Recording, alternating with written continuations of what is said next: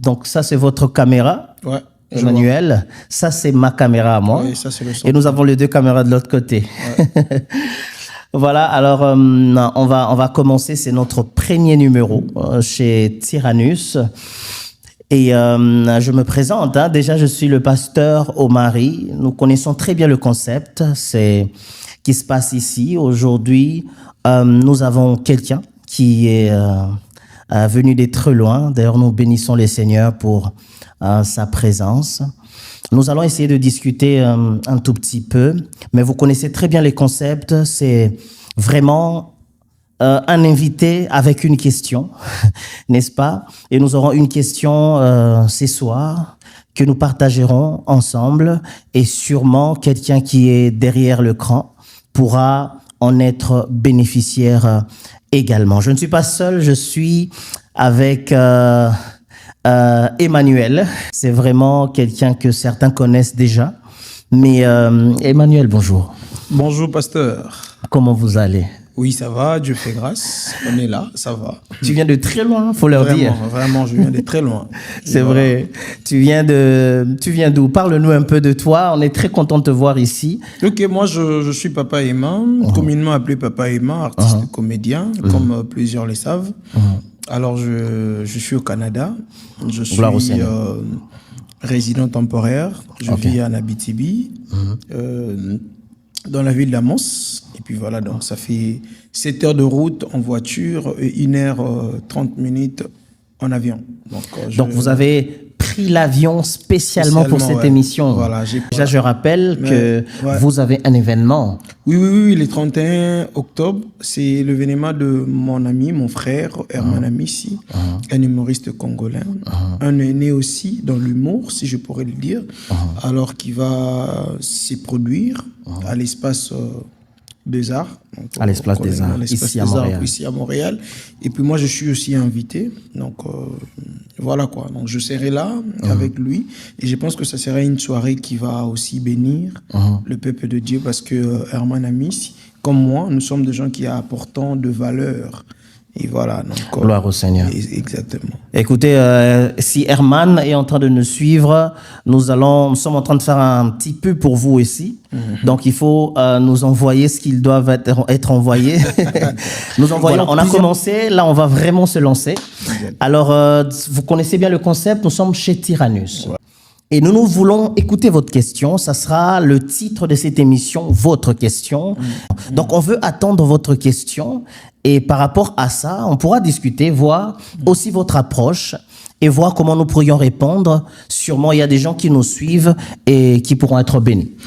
Ah, ok, merci beaucoup, pasteur. En tout cas, d'abord, sans vous flatter, je dirais que j'ai vraiment aimé, j'ai vraiment aussi aimé l'accueil, aussi le plateau et tout ce qui va de pair. En tout cas, je suis flatté parce que depuis que je suis ici au Canada, c'est pour la première fois que je vive ces instants.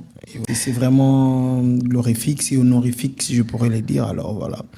Déjà, je pense que je n'ai pas beaucoup de questions comme telles, mais je suis un homme de médias. Alors il y a des questions qui viennent vers moi et qui doivent être transmises. Parfois, il y a des gens qui me posent des questions. Et parfois, je ne sais pas comment expliquer ou comment répondre à ces genres de questions. Voilà. Alors, je pense que vous serez peut-être la personne qui est mieux placée à répondre à cette question. Bon, déjà pour les gens nous allons essayer par la grâce du Seigneur. Déjà, pour les gens qui me suivent, en tout cas, ne prenez pas ça personnel, cette question. Je ramène vraiment une question venant de mes abonnés, Tu es la voix des sans-voix. Je suis la voix des sans-voix. Et puis voilà, donc. Il y a plusieurs personnes qui me posent la question de savoir, pasteur, sincèrement, sans être fanatique, si vous mettez peut-être votre titre à côté et qu'il faut répondre aux gens, est-ce que Dieu existe réellement, pasteur? Est-ce que Dieu existe? Oui, pasteur, si vous pouvez quand même me expliciter ça. C'est vrai que je suis chrétien. Gloire au Seigneur. Nous allons essayer de répondre par la grâce du Seigneur. c'est un sujet très, très, très, très sensible. En fait, c'est un sujet qui a commencé à être débattu depuis des siècles et des siècles avant nous. Vous voyez? Mais moi, ce soir, j'aimerais me poser sur un philosophe que j'aime beaucoup, que j'ai beaucoup lu. Il s'appelle John Locke. C'est un Anglais. John Locke. Ouais. Lui, lorsqu'il parle de l'existence, il dit l'existence, c'est percevoir. C'est-à-dire, une pomme n'est pas une entité en soi. Une pomme devient une pomme parce que nous avons vu sa couleur, parce que nous avons touché à sa texture, parce que nous, je ne sais pas si vous comprenez, la pomme n'est pas pomme en elle-même. C'est parce que nous l'avons perçue que la pomme devient pomme. L'existence se passe au niveau de sens, de 5 sens. À partir du moment où on peut le percevoir au travers de notre vue, au travers de notre toucher, au travers de notre langage, au travers de notre sensation. Si on peut percevoir quelque chose, alors la chose existe. Par exemple, quelqu'un qui a perdu son usage du goût. Okay. Par exemple, il y a un problème, il a une maladie où il ne ressent aucun goût. On lui présente une mangue et on lui présente une papaye. Et il a faim. Lui, lorsqu'il finit de manger la mangue et la papaye, à la fin, il va être rassasié. Mais pour lui, il ne saura pas s'il vient de manger la mangue ou la papaye. Donc, pour lui, le fruit en soi n'existe pas. Pour Locke, lorsque on peut ressentir, on peut percevoir ce que l'on a devant soi, alors la chose peut exister. Mais on peut parler de notre savant, qui s'appelle David. Lui aussi, il s'est questionné sur ce qui est, sur des questions existentielles. Vous voyez? Et lorsque David en parle dans Psaume 19, il dit, est-ce que je peux le lire, hein? Sans souci. Je veux le lire, comme ça on ne va pas tâtonner. Ok.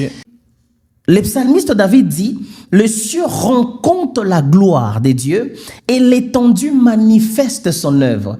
C'est-à-dire David lui-même pouvait lui-même se dire, non, derrière tout ce que je vois, je peux voir la gloire des dieux. Derrière tout ce que je vois, je peux voir son œuvre. Vous voyez, ce n'est pas seulement le monde que nous voyons, mais il y a quelqu'un qui est derrière, qui manipule les choses, qui a fait en sorte que tout ce qui existe, existe. Amen. Parce que tu peux te dire, comment je peux percevoir un parfait alors que je suis imparfait?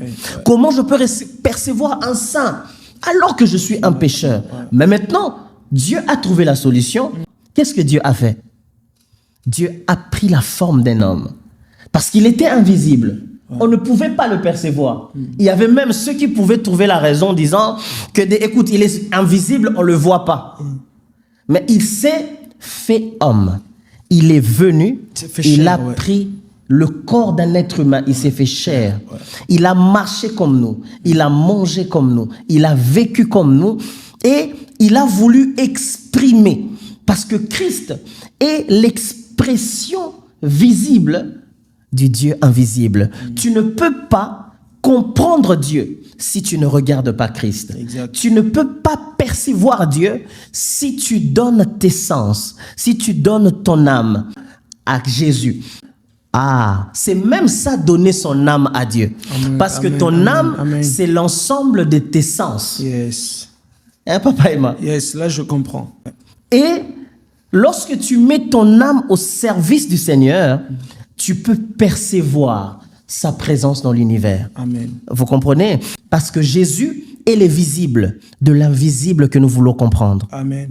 Vous comprenez? Amen. Amen. Amen. Amen. Amen. Amen. Donc c'est ça. Amen. Et quand vous dites, est-ce que Dieu existe? Écoutez, il s'est fait imparfait. Il s'est fait pécheur pour que tes sens le perçoivent comme il se doit. Amen, amen. Amen. Vous comprenez? Donc, c'est-à-dire que Dieu, c'est tout simplement cette intelligence que nous devons comprendre. Et Christ est l'intelligence de Dieu. J'aimerais, à travers ta question, profiter pour pouvoir parler à quelqu'un qui me suit. Si tu n'as pas encore reçu le Seigneur Jésus, j'aimerais faire cet appel. Au travers de cette vidéo, je t'appelle à recevoir le Seigneur comme Seigneur et Sauveur. Tu peux tout simplement fermer tes yeux, tout simplement baisser ta tête et prier avec moi en disant, Seigneur Jésus, je suis un pécheur, mais toi tu n'es pas pécheur. Je suis imparfait, mais toi tu es parfait. Je te donne ma vie. Je confesse que tu es Seigneur. Je crois dans mon cœur que tu as été ressuscité et je suis sauvé. Merci Seigneur. Amen. Amen. Que Dieu te bénisse abondamment. Merci beaucoup. Pasteur, si vous pouvez quand même m'aider à rajouter quelque chose. Oui. Parce que tu vois, nous sommes au Canada. Excusez-moi pour le dire, la majorité de Canadiens sont des athées. Ok. Mais ils vivent mieux que les chrétiens qui sont au Congo. Parce que au Congo, je pourrais dire peut-être 80% de Congolais sont chrétiens ou 75% sont chrétiens. Mais au Congo ou en Afrique, les gens prient beaucoup, mais n'ont pas une vie stable. Mais au Canada, la majorité de la population sont des athées qui ne croient pas à l'existence de Dieu, mais qui vivent mieux. Et nous qui sommes en Afrique, nous envions ceux qui vivent au Canada. Et si réellement Dieu existait, pourquoi cette injustice?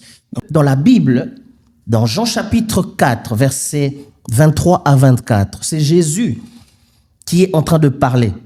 Il dit que Dieu est esprit et il faut que ceux qui l'adorent l'adorent en esprit et en vérité. C'est-à-dire que Dieu n'établit pas sa relation avec les humains sur base des demandes. Il n'établit pas sa relation avec des humains sur base des requêtes. Il établit sa relation avec des humains sur base d'adoration. C'est-à-dire, lorsque tu observes l'univers, tu dois percevoir l'adoration. C'est ce que David est en train de faire. Il voit le monde, mais lorsque tout le monde voyait le soleil s'élever et se coucher, lui, il voyait la gloire de Dieu qui faisait lever le soleil, qui faisait coucher le soleil.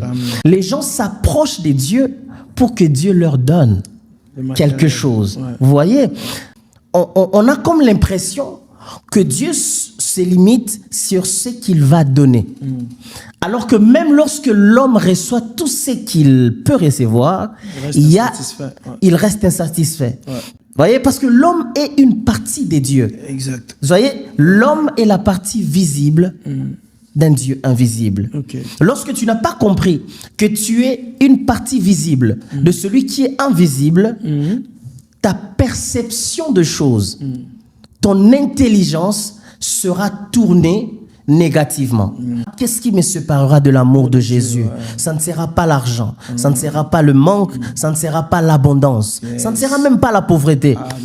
Amen. Merci beaucoup, pasteur. En tout cas, je pense que cette question a vu la lumière aujourd'hui pour beaucoup de gens par la grâce de Dieu. Amen. Et moi également, j'ai bénéficié de beaucoup de choses. Amen. Il y a des zones d'ombre qui sont éclairées maintenant à travers cette parole. Que Dieu vous bénisse. Vraiment, que Dieu vous bénisse, pasteur. En tout cas, que Dieu vous bénisse. Gloire au Seigneur. Et vous êtes une grande bénédiction pour nous. Merci. Que Dieu vous emmène très loin. Amen. Vous savez, dans la Bible, il est écrit, le magistrat aussi est au service de l'Éternel. Servir Dieu n'est pas seulement être à la chair comme pasteur. Vous pouvez être dans votre couloir, mais touchant des âmes, n'est pas être dans la bassesse, dans la médiocrité, dans l'impureté. Vous pouvez être authentique, comme vous l'êtes, comme vous le faites. Merci beaucoup. Et j'en profite aussi pour passer un message à toute personne qui a eu l'occasion de regarder cette émission. En tout cas, n'hésitez pas de vous abonner. Abonnez-vous massivement. Amen. Parce qu'aujourd'hui, nous voyons plusieurs personnes ont abandonné l'amour de Jésus-Christ. Mais nous qui restons encore, le chrétien, qui sont encore sensibles à la parole de Dieu, abonnez-vous, partagez et vous ne serez pas déçus. Alors, merci beaucoup. Merci beaucoup. Je demande aux abonnés de Papa Emma de s'abonner. Venez vous abonner, venez. Exactement. Vous l'avez vu ici, donc c'est la première fois, ça ne sera pas la dernière fois. Que Dieu vous bénisse. Allez. Bon retour chez vous. Merci beaucoup. Vraiment des bonnes choses à vous. Merci. Ciao. Ciao.